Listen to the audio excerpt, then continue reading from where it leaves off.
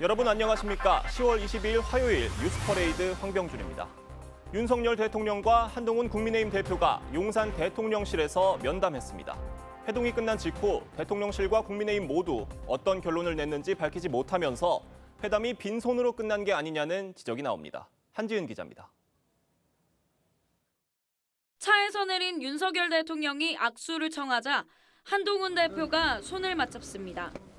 예정된 시간보다 늦게 도착한 윤 대통령은 먼저 외교 일정 때문이었다며 양해를 구했습니다. 나토 사무총장하고 전화 통화를 하고 영국 외교부 장관이 이제 10여 분간의 산책을 마친 두 사람은 대통령실 청사 앞 야외 정원 파인그라스에서 70분 가까이 대화를 나눴습니다. 한 대표는 이 자리에서 김건희 여사의 대외 활동 중단과 의혹 규명 협조 등을 요청했습니다. 면담이 끝난 뒤 한 대표가 관련 브리핑을 할 것으로 관측됐지만 그대로 귀가했습니다. 오늘 회동에 배석하지 않았고 대표의 구술 내용을 받은 거라 제가 지금 주신 질문에 답변 드릴 수가 없는 상황입니다. 대통령실도 통상적인 서면 브리핑조차 내지 않았습니다. 이에 따라 정치권에선 한 달 만에 이루어진 양측 회동이 서로 접점을 찾지 못하고 빈손으로 끝난 게 아니냐는 관측이 나왔습니다. 한 대표는 오늘 당 지도부와 면담 내용을 공유하고 향후 당정 관계에 대해 재논의한다는 계획입니다. TV조선 한지은입니다. 막바지에 접어든 국정감사, 오늘은 법사위에서 서울중앙지법과 수원지법의 국감이 열립니다. 다음 달 이재명 더불어민주당 대표의 공직선거법 위반 사건 등 선고를 앞두고 여야 간 재판 지연 등 문제를 놓고 공방이 예상됩니다. 이채림 기자입니다. 국회 법사위는 오늘 서울중앙지법과 재경지법, 서울고검과 수원지법 등 17개 기관에 대한 국감을 진행합니다. 서울중앙지법에선 이재명 대표의 공직선거법 위반 사건과 위증교사 사건에 대해 다음 달 15일과 25일 각각 1심 선고가 내려집니다. 수원지법은 이 대표의 불법 대북 송금 사건 의혹 재판을 맡고 있습니다. 이에 따라 오늘 국감은 이 대표 사법 리스크를 놓고 여야 간 한바탕 공방이 예상됩니다. 어제 열린 대검찰청 국감에서도 이 대표의 사법 리스크가 주요 화두에 올랐습니다. 이재명 수사검사들에 대해서 탄핵 스토킹을 하고 있습니다. 탄핵이 기각되든 안 되든 계속 하겠다는 것이죠. 반면 야당은 검찰이 김건희 여사에 대해 불기소 처분을 한 것과 비교하면 이 대표에 대한 수사는 정치 탄압에 가깝다고 주장했습니다. 이재명 대표는 2년이 지나도록 쥐화장천 수사를 해대던 검찰이 김건희에 대해서는 연거푸 무혐의를 해줬습니다. 마치 변호인 같았습니다. 민주당은 다음 달 2일 국감이 끝나는 대로 대규모 장외 집회를 예고했고 국민의힘은 민주당의 움직임이 이 대표의 1심 선고에 대한 물타기라고 비판했습니다. TV조선 이채리입니다. 네, 정부가 북한군 파병에 대한 대응으로 우크라이나에 포탄 및 살상무기 등의 지원을 검토 중인 것으로 알려졌습니다. 윤석열 대통령은 나토 사무총장과의 전화통화를 갖고 북러 군사 밀착을 좌시하지 않겠다는 입장을 밝혔는데 최근 국정원 고위 당국자가 현지의 상황 파악을 위해 우크라이나에 다녀온 것으로 파악됐습니다. 홍현주 기자의 보도입니다. 윤석열 대통령은 마크 루터 나토 사무총장과 긴급 전화 통화를 하고 무모한 군사적 밀착을 우리 정부는 좌시하지 않을 것이라고 경고했습니다.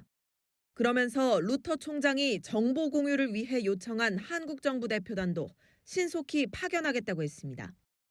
생 즉 사, 사 즉 생의 정신으로 우리가 강력히 연대해 함께 싸워 나간다면 북한을 향해 파병 중단을 경고한 국방부는 155mm 포탄을 비롯한 살상무기 지원과 군사요원 파견에 대해서도 가능성을 열어뒀습니다. 동향에 따라서 지금 말씀하신 그런 후속 조치들은 필요한 부분이 검토되고 조치될 것으로 생각합니다.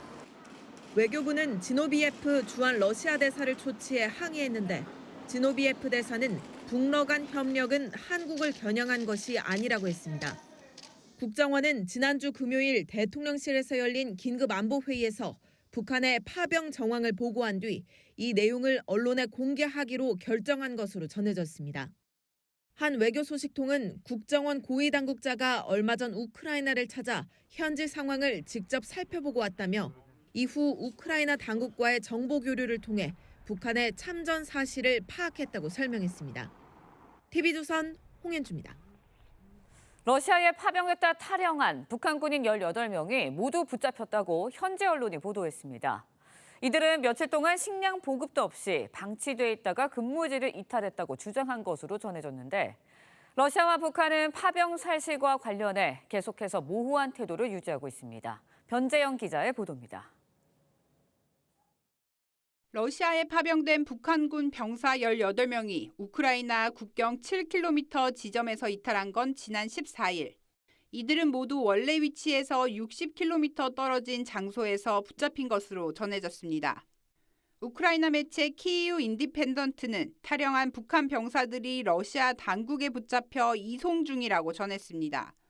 탈영병들은 보병 전 교육을 받고 쿠르스크 수복 작전에 투입될 예정이었는데 며칠간 식량이나 행동 지침도 없이 방치 상태로 있다 탈영한 것으로 전해졌습니다.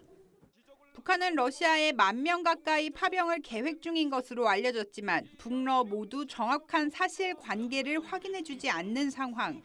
주 유엔 북한 대표는 근거 없는 소문일 뿐이라고 발뺌했습니다. Северная Корея, Корейская Народно-Демократическая Республика является нашим близким соседом, нашим партнером. 황준국 주 유엔 대사는 북러 간 불법 군사 협력을 즉시 중단할 것을 촉구했습니다. It is hard to believe that a permanent member of the Security Council would take such a gamble and shift the course of the war. 젤렌스키 우크라이나 대통령은 북한 파병과 관련해 국제사회 결단을 호소했습니다. 미국과 북대서양 조약기구 나토는 우려를 표하면서도 구체적인 행동은 하지 않고 있습니다. TV조선 변재영입니다.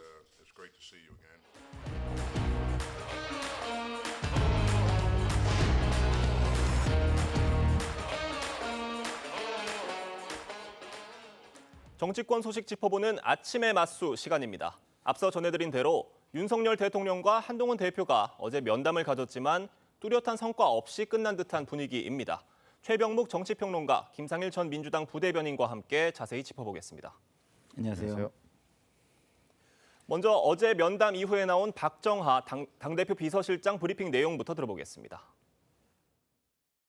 대통령실 인적 쇄신, 대외 활동 중단, 의혹 사항들 설명 및 해소, 그리고 특별 감찰관 임명의 진행 필요성, 나빠지고 있는 민심과 여론 상황, 이에 따른 과감한 변화와 쇄신의 필요성, 공감대 여부나 대통령실의 반응에 대해서는, 대통령 말씀에 대해서는 용산에 확인해 보시는 게 맞을 것 같아요.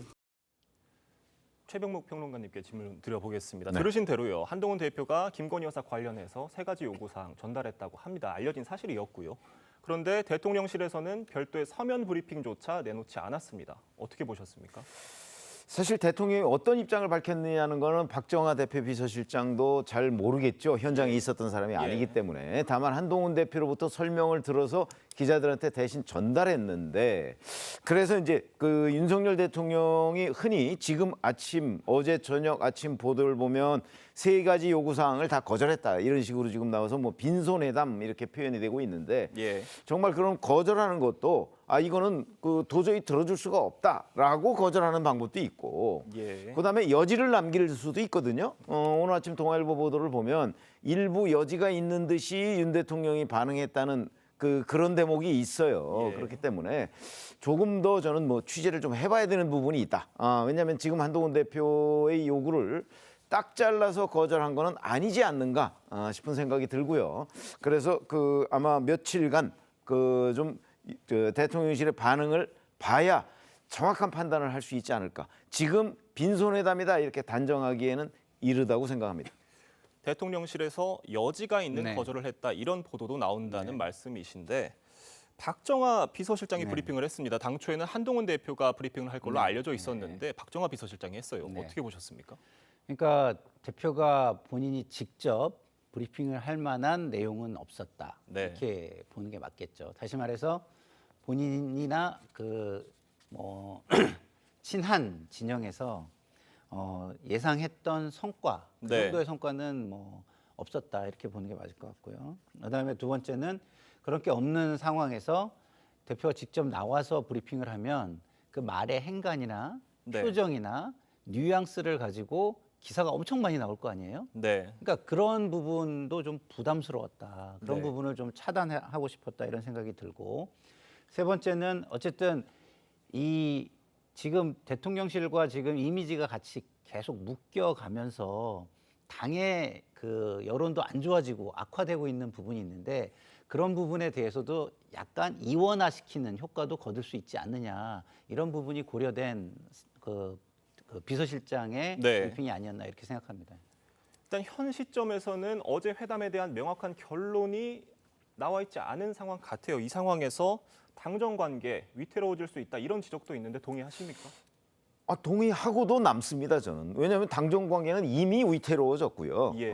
근데 이제 어제 회동을 계기로 더욱 위태로워질 것이냐, 뭐 이런 부분인데, 네. 저는 더욱 위태로워질 가능성이 높지만, 이제 대통령실에서 뭔가 여지를 남긴 부분도 있기 때문에 네. 조금 더 지켜봐야 된다. 왜냐하면 대통령실도 그 여론이 계속해서 악화되는 걸 방관할 수만은 없을 거라고 저는 생각을 합니다. 네. 자, 곧 있으면 임기 반환점을 돕니다. 반환점 돌기 전부터 지금 뭐 사실상 레임덕 상태에 빠진 것 아니냐. 왜냐하면 대통령실과 집권당 간의 갈등은 그게 곧 레임덕입니다. 그렇기 때문에 이런 상황을 방치하고서 임기 반환점을 맞고 임기 후반기로 간다? 이건 또 다른 엄청난 부담을 안고 가는 거거든요. 그러니까 아마도 대통령실에서 지금 한동훈 대표의 요구사항을 참고로 해서, 그리고 대통령실이 또 자체적으로 쇄신할 부분 같은 걸 지금 아마 여러 개의 시나리오를 놓고 지금 네. 검토 중인 단계가 아닌가, 저는 그렇게 보기 때문에 네. 이 상황을 대통령실도 마냥 방치할 수만은 없을 것이다. 그런 부분이 이제 그 윤한 회담이 일정 부분 기여를 했다고 하면 기여를 할 수 있는 건데, 네. 현재는 그게 손에 딱 잡히는 결론이 없잖아요. 네. 그래서 조금 두고 보자는 얘기입니다. 야당도 어떻게 네. 봤을지가 궁금한데요. 원래 야당에서는 이번 면담 전에 한동훈 대표한테 이번 회동에 가서 김건희 특검법 수용 받아와라, 네. 이렇게 요구를 했었잖아요. 네. 그런데 한동훈 대표는 선을 그어왔고 네. 지금 별다른 결론은 나지 않은 상황입니다. 네. 민주당에서 계속 요구를 할까요? 민주당의 요구가 중요한 건 저는 아니라고 봐요. 네. 야당은 늘상 정권을 견제하고 비판의 지점들을 부각시키는 게 당연합니다. 네. 지금은 야당의 비판이나 욕을 넘어서서 국민적인 요구가 있는 거예요. 예. 그러니까 이 국민적인 요구에 어떻게 부응할 것이냐, 이게 훨씬 더 중요한데, 한동훈 대표가 국민적 요구를 받아서 정치적인 역량을 보여주는 데는 미진했다는 것만은 분명한 것이죠. 네. 그러면 한동훈 대표 입장에서는 그런 리더십이나 정치적인 역량을 보여주기 위해서 앞으로 고심이 커질 것이다, 이런 생각이 들고요. 그런 부분에서 아까 좀 전에 편집장님 말씀하신 대로 많은 시나리오가 검토될 수밖에 없는 상황이다. 이대로 가기는 어렵잖아요. 네. 그래서 제가 볼 때는 특검법에 대한 입장도 굉장히 다양한 시나리오로 검토돼서 입장이 정해질 것이다, 이런 생각이 듭니다. 그 당정 관계에 대한 질문을 드렸었는데 네. 여권 내 지형도 어떻게 변할 수가 있을지가 궁금합니다. 예를 들어서 김건희 특검법이 또 재표결에 들어간다면 이탈표 8표 이상이 나올 수가 있을까요? 아니, 그건 김건희 특검법의 내용이 중요하다고 저는 생각하거든요. 네. 예를 들어서 지금 민주당이 세 번째로 내온 김건희 특검법, 여전히 자, 특검을 사실상 민주당이 임명하겠다, 뭐 이런 거 아니겠습니까? 예. 민주당이 추천하는, 그러니까 국민의힘은 배제된 가운데 민주당이 추천한 특검 2명 중에 1명을 대통령이 골라라, 이 얘기잖아요. 네. 그 얘기는 아마 한동훈 대표도 찬성할 수 없을 거요. 그러니까 지금 민주당이 낸 특검법은 그 국민의힘이 찬성할 수 없을 것이고, 그 얘기는 네. 지금 질문하신 대로 이탈표가 지난번에 최상병 특검법 때, 지난번 특검법 때 4표 나왔잖아요. 예. 아마 그 이상 가기 어려울 거예요. 그러니까 8표 정도가 나와야 가결이 되는데 가결되기 어려울 겁니다. 다만 이런 건 있을 수 있어요. 중립적 특검이 임명될 경우에 한동훈 대표가 그러면 그것도 반대할 수 있을 것이냐 하는 부분인데, 저는 한 대표가 그런 부분은 선제적으로 야당에 제안을 할 수 있다고 봐요. 그게 일종의 플랜 B라고 보거든요. 네. 그러니까 그 야당이 제안하는 김건희 특검법에는 반대하지만 적어도 김건희 여사의 여러 가지 의혹에 대한 진상규명을 위해서 정말 진상규명을 할 수 있는 중립적인 그런 특검이 임명된다면 네. 국민의힘은 반대하지 않는다. 이런 거는 한 대표가 제안할 수 있잖아요. 네. 물론 용산의 특과는 배치될 수 있어요. 네. 그러나 한 대표가 나름대로 창의적인 아이디어를 저는 낼 수 있다고 보거든요. 그렇기 때문에 지금 현재대로 나와 있는 김건희 특검법은 아마 가결되기 어려울 것이다. 그러나 만약에 중립적 특검의 그런 그 김건희 특검법이 다시 나올 경우에는 그거는 좀 협상 내지는 절충의 여지가 있지 않을까 이렇게 생각합니다. 질문 하나만 더 드려보면 김건희 특검법을 떠나서 네. 당내에서 어제 회동 결과에 대해서 한동훈 대표나 윤석열 대통령에 대해서 좀 어떤 비판이 나올 걸로 보십니까? 아니 뭐 정치력 부재 뭐 아니면 용산 대통령실의 뭐 고집 뭐 이런 부분에 관해서 이게 어차피 국민적 눈높이에 맞지 않는다는 거는 뭐 공감하는 거잖아요. 그러니까 이대로 갈 수가 있느냐 과연 이런 부분에 대해서는 아마 많은 부분이 공감할 텐데 그러면 이대로 갈 수 없으면 해법이 뭐냐는 거잖아요. 네. 그 해법을 둘러싸고서는 백가쟁명이 있을 거거든요. 네. 근데 그 해법을 지금 모색하는 단계로 갔을 거라고 저는 관측을 하는 겁니다. 이런 가운데요. 한동훈 대표와 이재명 대표가 두 번째 양자회담 갖기로 했습니다. 시점이 다소 묘할 수가 있을 것 같아요. 원래 이게 이재명 대표가 먼저 제안을 했고 한동훈 대표가 받은 건데 이재명 대표 왜 제안을 한 겁니까? 이재명 대표는 기본적으로 지금 가장 중요한 게 네. 중도 확장이에요. 네. 중도 확장을 하기 위해서는 굉장히 합리적인 지도자의 모습, 그래서 합리적으로 어떤 수권을 해서 안정적인 국정 운영 능력을 갖췄다는 어떤 기대 심리를 확보하는 것, 이런 게 굉장히 중요한 거기 때문에 뭐 여권과 합리적인 대화, 민생과 어떤 정책을 뭐 이렇게 고민하는 모습 이런 걸 보여주는 건 너무 당연하기 때문에 네. 그런 제안을 한 것이고요. 더 미묘한 것은 한동훈 대표가 그거를 3시간 만에 즉각 수용한 것이죠. 예. 그 부분에 대한 정치적 해석은 대통령과의 면담 전이잖아요. 면담 전에 대통령을 좀 압박하려는 의도가 있지 않았겠느냐 하나와, 그리고 대통령과의 약간 차별화. 그러니까 야당의 대표와 마주 앉아서 대화를 하는 상식적이고 합리적인 지도자의 모습, 네. 이런 것을 좀 보여주기 위한 두 가지 포석이 있지 않았나 이런 생각이 듭니다. 최병묵 평론가님께서 보시기에는 한동훈 대표가 이재명 대표의 제안을 3시간 만에 받은 거 잘 받았다고 보십니까? 한동훈 대표 입장에서 보면은 그 선뜻 그 제안을 받은 것은 잘한 선택이죠. 네. 그러나 이재명 대표 입장에서 본다면 지금 말씀하신 거를 뒤집어서 얘기하면 네. 자, 윤석열 대통령과 한동훈 대표 간의 만남이 그 예정돼 있는 몇 시간 전에 한동훈 대표를 만나자 이렇게 이재명 대표가 얘기한 거는 일종의 한동훈 대표에 대한 응원 성격이에요. 응원. 네. 근데 이재명 대표가 한동훈 대표를 응원할 리가 없잖아요. 그렇죠? 그런데 응원을 했어요. 그 얘기는 결국 윤석열, 한동훈 이 만남에 대한 이관계라고 봅니다. 네. 그러니까 둘이 만나는데 한동훈 대표를 응원함으로써 네. 저 한동훈 대표한테 힘을 실어준 거죠. 네. 그거를 한동훈 대표가 받아서 내가 힘을 받아서 윤 대통령한테 얘기를 하겠다. 이렇게 한 거기 때문에 뭐 이재명 대표의 의도는 그렇게 순수해 보이지는 않지만 한동훈 대표가 그걸 받은 것은 그 자기로서는 뭐 그 어떤 긍정적인 의미를 담고 있다고 보고 아마 대통령실에서는 그런 부분에 대해서 대단히 불쾌하게 생각했을 것이다. 이렇게 생각합니다. 네. 다음 소식으로 넘어가 보겠습니다. 어제 법사위 국감에선 증인으로 채택된 김건희 여사가 출석하지 않자 동행 명령장을 발부했습니다. 민주당 법사위원들이 대통령 관저 앞에 찾아가서 경찰과 대치했는데 영상으로 보겠습니다. 배석위원 총 17인 중 찬성 10인, 반대 6인, 기권 1인으로 가결되었음을 선포합니다. 이 대통령 영부인에 대해서 동행명령장을 발부하겠다는 것은 망신 주기라는 것 외에는 별다른 의미가 없는 것 같습니다. 저희의 정당한 공무 수행을 방해받고 있고 시민으로서 위협을 느낀다고 볼까요? 증인 김건희는 국회 법사위에 즉각 출석하라! 출석하라! 출석하라! 출석하라! 바리케이트가 뭘 의미합니까? 김건희 여사가 특권이고 정령이라는 사실을 의미합니다. 보신 것처럼 민주당 의원들이 경찰과 1시간 반가량 대치를 했어요. 그런데 정작 가져갔던 동행명령장은 전달하지 못했단 말입니다. 이 상황을 의원들이 예측하지 못했을까요? 충분히 예측하고 갔죠. 그리고 좀 우스운 모양이 법을 보면요. 동행명령장 집행은 국회의원이 하는 게 아닙니다. 네. 국회 사무처 직원이 합니다. 근데 지금 뭐 이성윤 의원이나 이건태 의원 뭐 이런 사람들이 가서 동행명령장 이거 팻말 들고 지금 퍼포먼스를 하고 있잖아요. 저거는 법에 없는 내용입니다. 그러니까 국민들한테 보여주기용으로, 그러니까 여당에서 나오듯이 영부인 망신주기용이다 이렇게 생각할 수 있고요. 저게 왜 실효성을 자꾸 얘기하냐면 동행명령장 그 집행을 거부하게 될 경우에는 5년 이하의 징역에 처하도록 법에 돼 있습니다. 그렇죠? 그런데 그렇게 하면 되잖아요.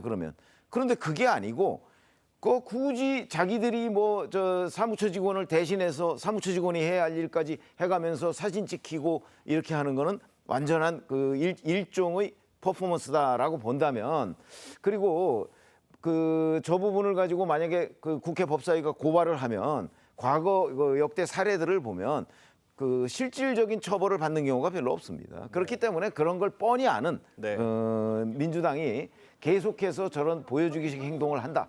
그렇게 보면 사실은 이거는 그냥 뭐 망신주기용이나 뭐 어떤 정치적 공세 뭐 이런 데에 불과한 것이다. 정말 실효를 담보하려면 법을 개정해서 뭐 구체적으로 뭐 벌금이나 이런 조항까지 다 넣어서 그 실질적으로 제재할 수 있는 방안을 찾는 것이 오히려 지름길이죠. 김상일 대변인님께도 같은 질문 한번 드려보겠습니다.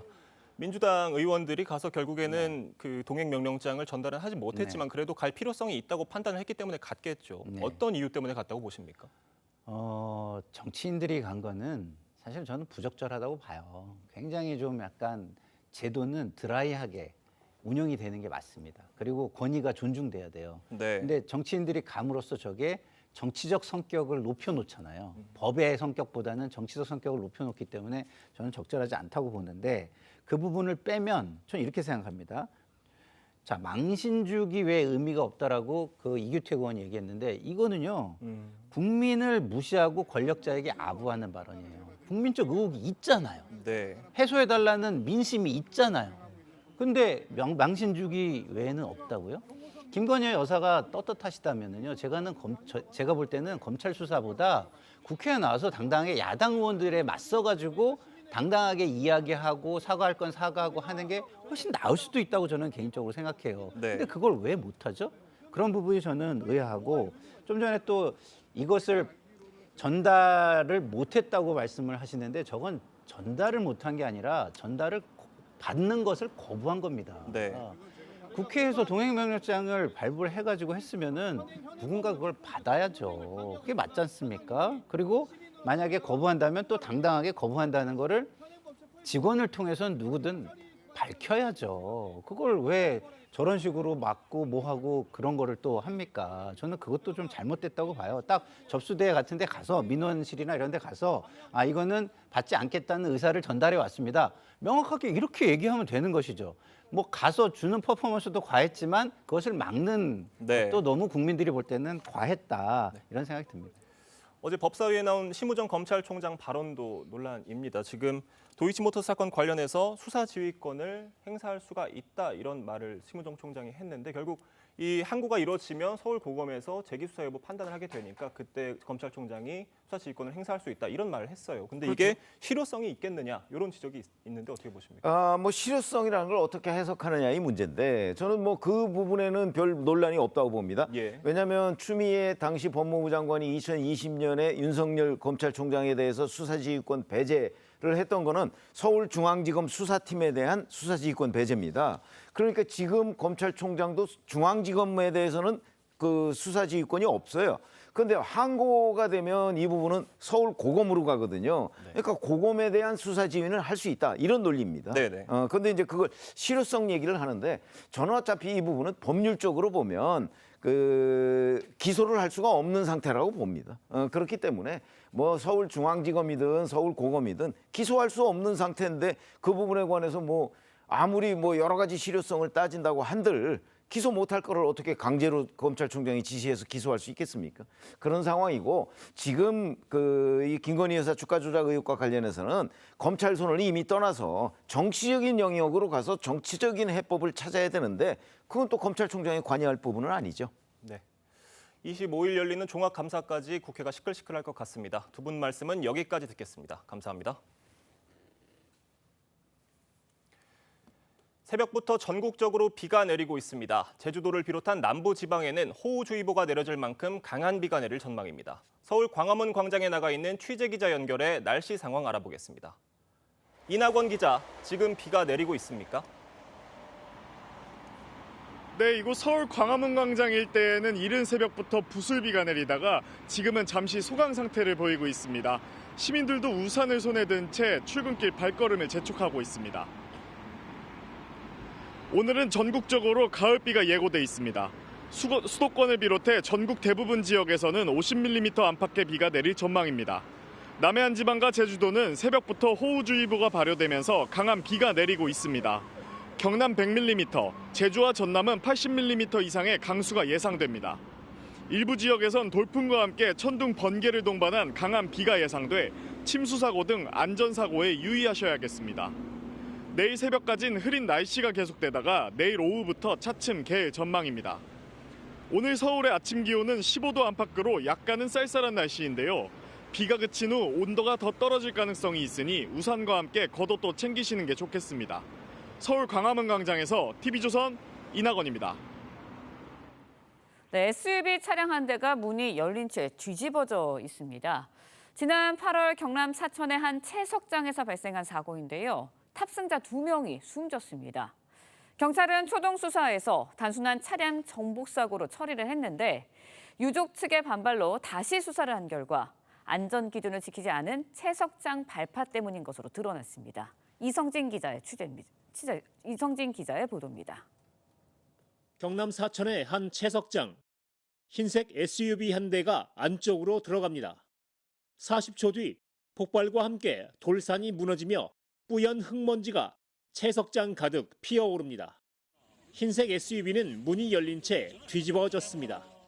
차 안에서는 회사 대표와 전무가 숨진 채 발견됐습니다.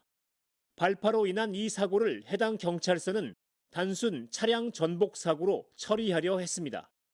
발파가 끝난 후에 차가 내려와서 부르는 걸 봤다. 그래서 발파 팀장 얘기만 저희한테 계속 반복을 하더라고요. 유족은 CCTV를 확보하고 수사팀 교체를 요구했습니다. 경남경찰청이 재수사를 해보니 차 안에서 시신 일부와 함께 돌덩이 파편 19개가 발견됐습니다.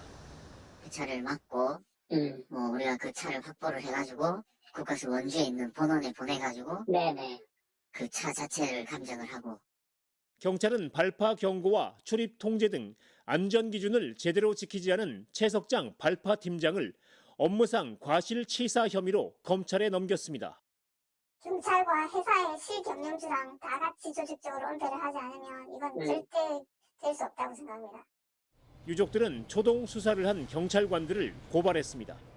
TV조선 이성진입니다. 네, 강원도 춘천에서는 대낮에 SUV 차량이 인도로 돌진하는 사고가 발생했습니다. 보시는 것처럼 검은 SUV 차량이 내리막길 끝에서 좌회전을 하다 제어가 되지 않아 인도를 덮치게 되는데요. 70대 보행자가 차에 받쳐 크게 다쳤습니다. 그런데 알고 봤더니 사고 운전자 50대 경찰관이었습니다. 이승훈 기자의 보도입니다. 춘천 몸집 극장 앞 사거리입니다. 검은색 SUV가 3차선 내리막길을 빠르게 달립니다. 옆 차선에서 앞서가던 차량을 추월하더니 좌회전을 하다 속도를 줄이지 못하고 그대로 인도로 돌진합니다. 횡단보도에서 신호를 기다리던 보행자 2명 가운데 한 명은 가까스로 차량을 피했지만 다른 한 명은 그대로 받치고 맙니다. 차가 보행자를 쳤다 이런 식으로 신고가 들어왔는데 가니까 인도로 돌진해서 보행자를 친 거. 70대 보행자는 크게 다쳐 병원으로 옮겨졌습니다. 사고를 낸 50대 운전자는 강원경찰청 소속 경찰관이었는데 가속 페달 조작을 잘못해 사고를 냈다고 진술한 것으로 알려졌습니다. 음주는 없었어요. 아무래도 운전 부주의가 쉽겠죠. 근데 정확히 조사를 해봐야 되겠지만서도. 경찰은 목격자 진술과 CCTV 등을 토대로 정확한 사고 경위를 조사하고 있습니다. TV조선 이승훈입니다.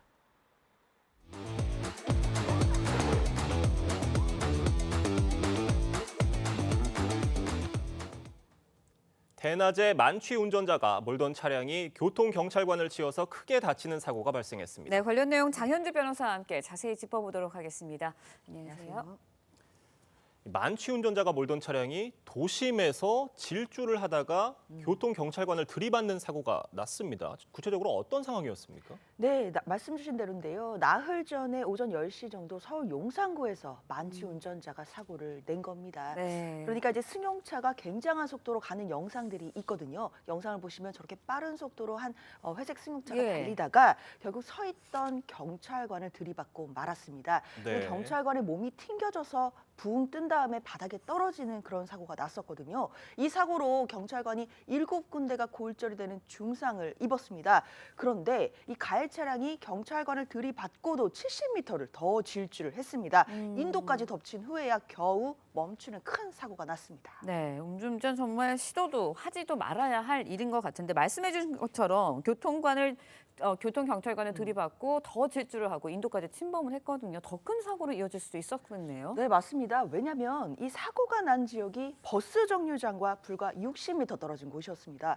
혹시라도 보행자라도 있었다라고 한다면 예, 그렇죠. 정말 큰 인명사고가 날 뻔한 아찔한 사고였기 때문에 절대 음주운전 해서는 안 되겠습니다. 네.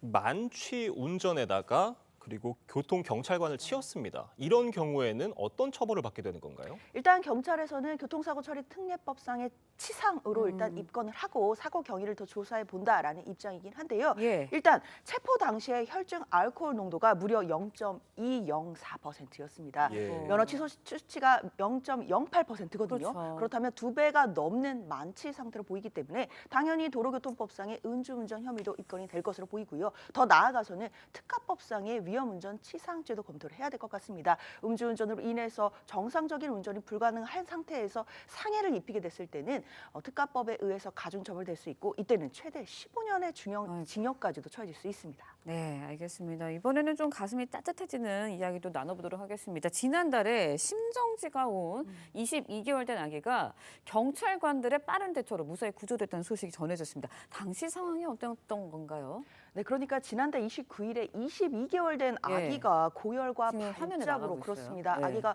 저렇게 구급차를 타고 인근 병원으로 이제 이송이 되고 있는데요. 그런데 가는 길에 난관이 좀 있었습니다. 시민들이 협조해주기는 했지만 차들이 좀 많아서 도로에서 좀 지연이 발생한 건데요. 게다가 반포대교에 당시에 고장 차량이 있었다고 해요. 아이고. 그렇기 때문에 좀 도로 상황이 좋지 않았는데 게다가 그 상황에서 아기가 심정지가 와서 정말 1분 1초가 다급했던 상황이었습니다.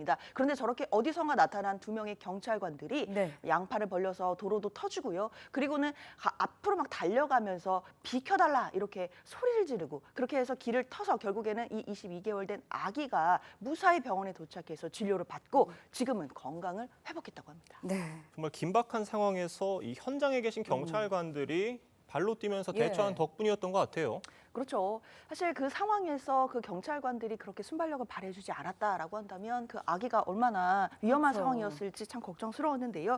사실 당시에 있었던 용산 보강파출소 예. 순경 유현동 순경은요.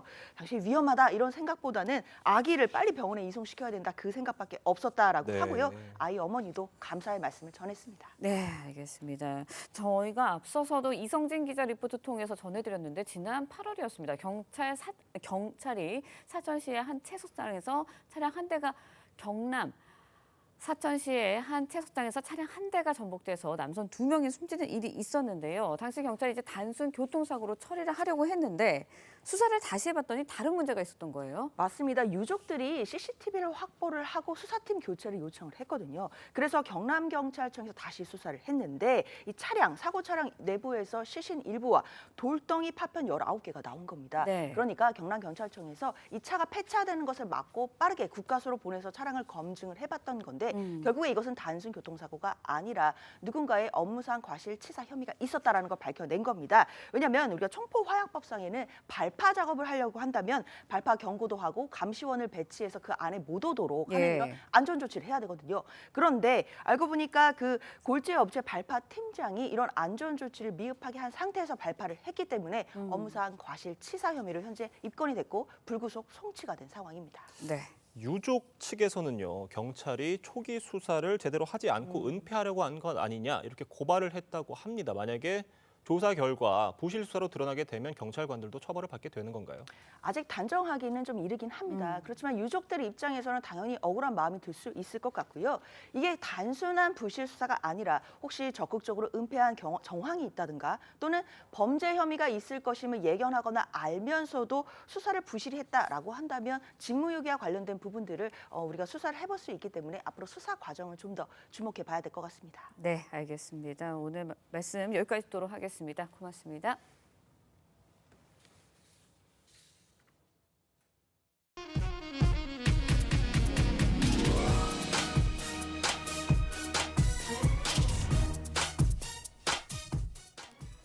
전어는 집 나간 며느리도 돌아오게 한다는 말이 있을 정도로 가을이 제철이죠.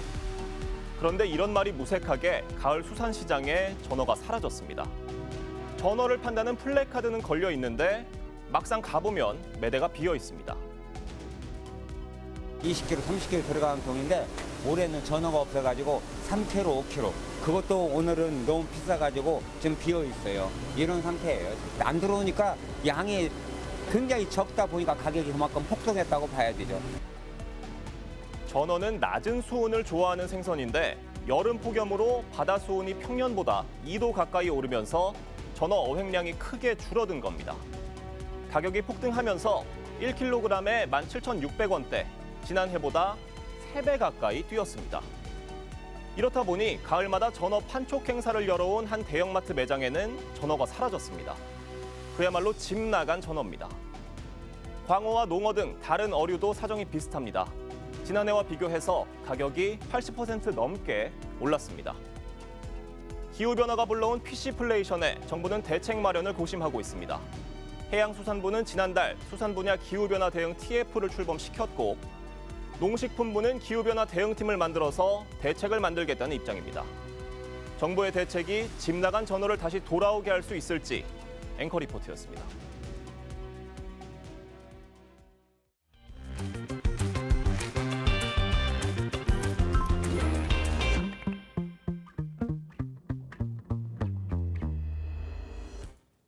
네, 화제의 이슈를 콕 집어 파헤쳐보는 아침의 픽 시간입니다. 오늘은 행정안전부의 공무직 근로자 정년 연장을 계기로 촉발된 현재 60세인 법정 정년 연장 문제.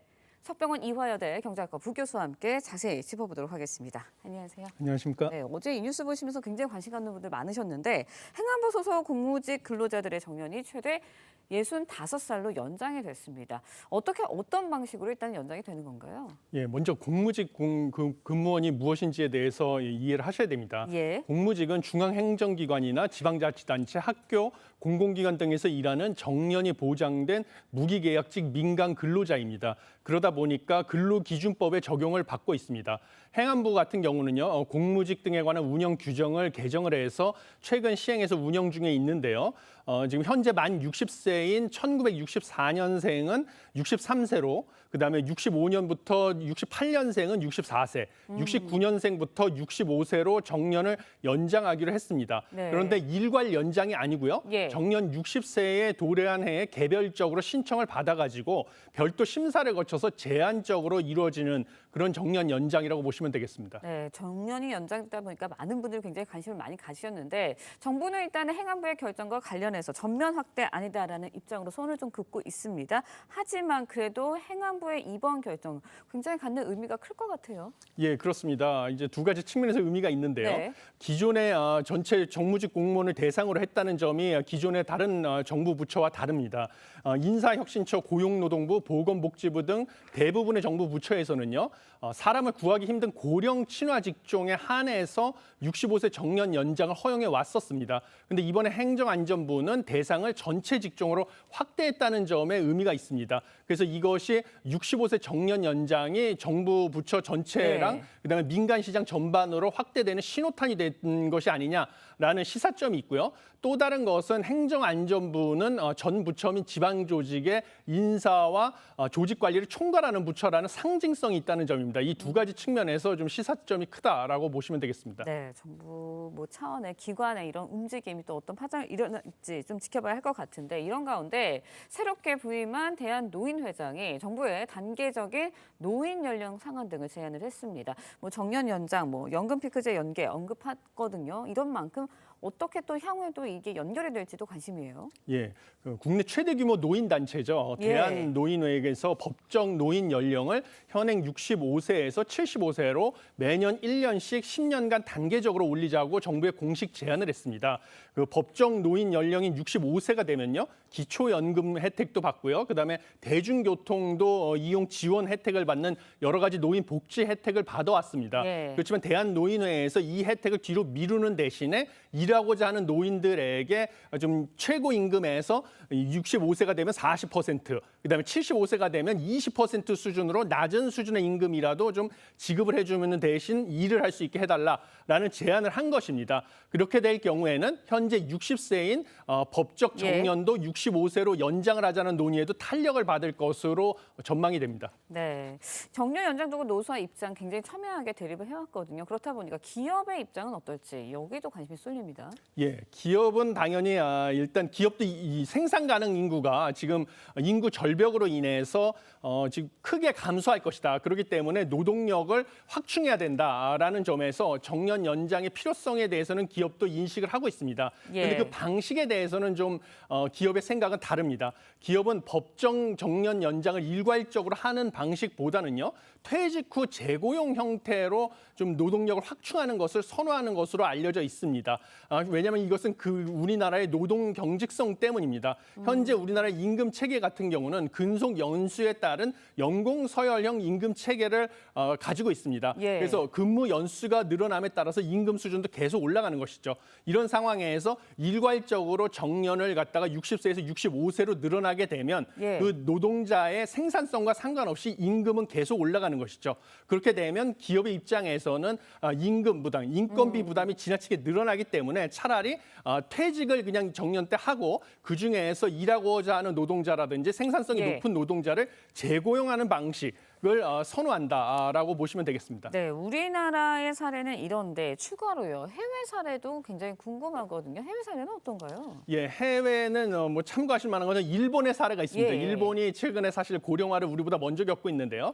일본의 세계적인 자동차 기업인 도요타 같은 경우는요, 지난 8월부터 65세 이상 시니어 직원을 70세까지 재고용하는 정책을 하고 있습니다. 그다음에 일본 기업 YKK는 지난 21년부터 정년을 아예 없앴습니다. 그러니까 법정 정년을 두고 일괄적으로 뭐 생산성이 뛰어난 직원까지 다 해고를 하는 것이 아니고요. 퇴직을 시키는 것이 아니고 뭐 생산성이 뛰어나거나 아니면 이 적은 임금으로도 일하고자 하는 의사가 있는 직원들은 정년과 상관없이 계속 고용을 할 수 있는 그런 시스템을 갖춰가고 있는 상황이니까 우리나라에서도 참고해 볼 만하다라고 보시면 되겠습니다. 네, 마지막으로 노동계의 입장도 좀 들어보고 싶은데 어떤 입장을 냈나요? 노동계 같은 경우는 퇴직 후 재고용에 반대를 하고 법정 정년 연장을 선호하는 입장입니다. 노동계에서 퇴직 후 재고용에 반대하는 입장은 무엇이냐면 퇴직 후 재고용을 하게 되면 일단은 재계약을 하는 것이니까 임금이 대폭 삭감이 될 가능성이 커지고요. 그다음에 계약 상태도 그러니까 그 근로자의 지위도 불안정해질 수 있다라는 측면에서 좀 법정 정년 연장을 선호하고 있다라는 것으로 알려져 있습니다. 네, 근데 교수님께서 보시기에는 그러면 우리나라도 이제 굉장히 연령이 높아지고 있잖아요. 평균 연령이. 그러다 그렇죠. 보니까 어떤 체계로 이게 정년을 연장해 나가야 될까요? 예, 제가 보기에는 지금 현재 연공 서열의 임금 체계 하에서 일괄적으로 법정 정년을 갖다가 연장을 하는 것은 기업의 입장에서 뭐 대기업 같은 경우는 상관이 없을 수 있어도요. 중소기업 입장에서는 그 높은 인건비 부담을 감당하기 어려운 상황에 처할 가능성이 크다라고 보고 있습니다. 그렇기 때문에 퇴직 후 재고용 같은 것뿐만 아니라 아예 그냥 정년을 없애가지고요. 법정 정년과 상관없이 기업의 입장에서 생산성이 뛰어난 노동자는 계속 고용을 한다든지 아니면 노동자가 임금 삭감을 감수하고서라도 일을 하고자 하면 생산성을 고려해서 추가적으로 고용을 이어갈 수 있는 이런 식으로 계속 고용을 일괄적인 정년 연장이 아니라 계속 고용을 할 수 있는 다양한 방식을 도입하는 것이 바람직하다 이렇게 보고 있습니다. 네, 정말 마지막으로요. 임금 피크제도 그렇다면 이번 정년이 연장이 되면 좀 달라져야 될 것 같거든요. 어떻게 도입이 되어야 될까요? 예, 맞습니다. 임금 피크제가 사실 기업의 인건비 부담을 줄이면서요, 노동력을 확보하고 그다음에 일하고자 하는 이제 그 연령층이 높은 근로자들에게 일할 기회를 제공하는 효과적인 방식이 되겠습니다. 그래서 이번에 대한노인회가 제시한 것처럼 정년을 65세로 늘리게 되면 최고 임금 수준에서 40%로 임금을 낮추고 75세까지 늘리게 되면 20% 수준까지 낮추는 상황으로 임금 피크제를 적용하는 것도 사실 기업의 인건비 부담을 줄이는 방식 중에 하나고요. 그 와중에서 당연히 생산성이 뛰어난 근로자 같은 경우는 임금 피크제에 구애받지 말고 개별 계약을 통해서 더 높은 수준의 임금도 받을 수 있게 하는 이 임금 계약 형태의 다양한 유연성을 도입하는 정책이 필요하다 이렇게 보고 있습니다. 네, 고령화가 계속해서 진행이 되면서 노사에서도 굉장히 지혜로운 그런 방법을 좀 찾아야 되지 않을까라는 생각이 들었습니다. 오늘 숙병은 이화여대 경제학과 부교수와 함께 말씀 들어봤습니다. 오늘 말씀 고맙습니다. 감사합니다.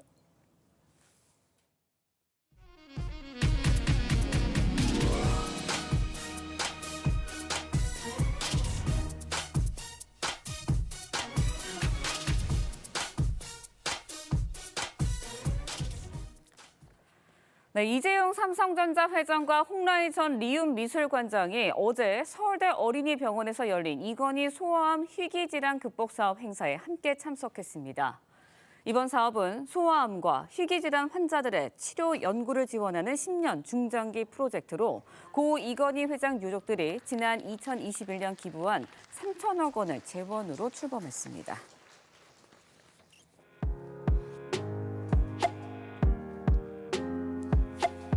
네, 렌즈에 담긴 그 순간 그 의미를 짚어보는 시간이죠. 사진 기자가 선택한 아침의 한 장입니다. 오늘은 조선일보 사진부 이태경 기자와 함께합니다. 안녕하세요. 오늘 아침에 볼 사진 어떤 건가요? 네, 쿠바가 며칠째 전력난에 시달리고 있는데요. 고질적인 전력난에 시달리는 쿠바의 모습입니다. 사진으로 만나보겠습니다. 카리브해의 섬나라 쿠바에 지난 18일부터 화력발전소 고장으로 정전 사태가 시작됐습니다. 전력 공급이 일시적으로 재개된 적도 있지만 다시 중단되면서 수백만 명이 암흑에 갇혀 정전으로 인한 불편을 겪고 있습니다. 네, 잠깐만 정전이 돼도 굉장히 불편한데 정전이 며칠 동안 이어지면 굉장히 큰 불편을 겪을 것 같아요. 네, 그렇습니다. 쿠바 정부는 긴급 조치에 나섰는데요. 전력 사용을 줄이기 위해 비필수 사업체의 생산 중단을 명령하고 학교와 문화시설도 문을 닫았습니다. 사실상 생활이 거의 멈췄다 볼 수 있는데요. 사람들은 어두운 거리에 나와 전력 공급이 재개되기만을 기다립니다. 쿠바는 전력 생산을 화력 발전소에 거의 의존하고 있는데 대부분 만들어진 지 50년 가까이 됐고 그동안 제대로 된 유지 보수를 하지 못해 노후화된 것이 가장 큰 문제라고 합니다. 네, 당연하다 여기는 우리 일상에 대해서 다시 한번 생각해 보게 하는 사진인 것 같습니다. 지금까지 아침의 한 장이었습니다. 오늘 아침 전국 대부분 지역에 가을비가 내리고 있습니다. 현재 중부지방은 약하게 비가 내리고 있지만 남해안과 제주에는 호우주의보가 내려졌는데요. 특히 경남 해안에 시간당 30mm 이상의 폭우가 쏟아질 수 있겠습니다. 내일까지 예상되는 강수량은 부산과 울산, 경남 남해안에 최대 100mm 이상, 전남 남해안에 최대 80mm 이상, 영남 지방에는 30에서 80mm, 서쪽 지역으로는 10에서 50mm의 비가 예상됩니다. 오늘 바다의 물결은 최고 3, 4m로 높게 일겠고 서해안은 오늘 밤부터 바람이 강하게 불겠습니다. 오늘 중부지방의 한낮 기온은 어제보다 조금 낮겠습니다. 서울과 광릉 18도, 대전 20도 예상됩니다. 남부지방은 어제보다 조금 높겠는데요. 부산과 창원 24도, 제주 26도까지 기온이 오르겠습니다. 내일 아침 비가 그친 뒤 찬 공기가 남하하면서 목요일 아침 기온이 8도까지 뚝 떨어지며 쌀쌀하겠습니다. 오늘의 날씨 이나일입니다. 이상으로 화요일 뉴스 퍼레이드 마칩니다. 네, 저희는 내일 아침 7시 30분에 다시 찾아뵙겠습니다. 시청해주신 여러분 고맙습니다.